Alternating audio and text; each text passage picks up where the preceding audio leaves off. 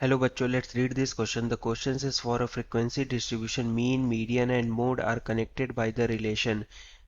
तो हम देख लेते हैं की कॉन्सेप्ट क्या होगा. की कॉन्सेप्ट. तो की कॉन्सेप्ट में हम देख लेते हैं कि मीन हम किसको कहते हैं. तो मीन का फॉर्मूला होता है sum of observations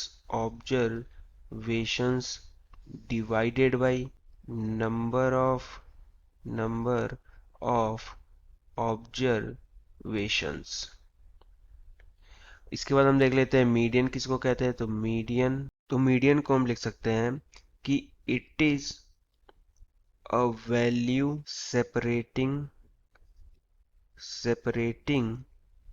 the higher half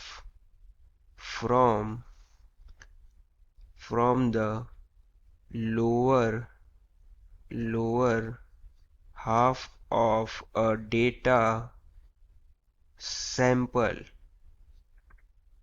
इसका मतलब हुआ कि हमारे पास एक डेटा होगा, मीडियन एक डेटा वैल्यू होगी. अगर हमारे पास लेट सपोज 9 डेटा हैं तो हमें मीडियन मिलेगा एक डेटा वैल्यू जिसके ऊपर 4 डेटा पॉइंट्स होंगे, मतलब जिससे ज़्यादा 4 डेटा पॉइंट्स होंगे और जिससे कम 4 डेटा पॉइंट्स होंगे. तो बेसिकली एक मिडिल वैल्यू हमें मीडियन बताता है.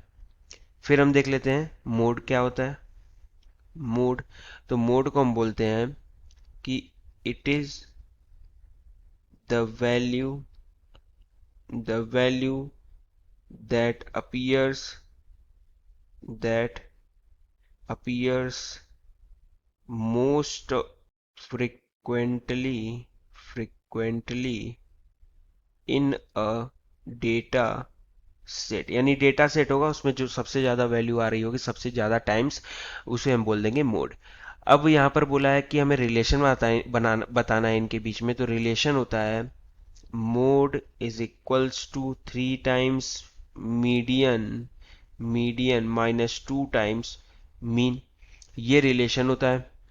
तो इसके हिसाब से अगर हम ऑप्शन देखें तो ऑप्शन हो जाएगा हमारा ऑप्शन नंबर सी, यानी mode is equals to 3 median minus 2 mean. So the final answer is option C. Hope you understood it well. Best of luck. Thank you.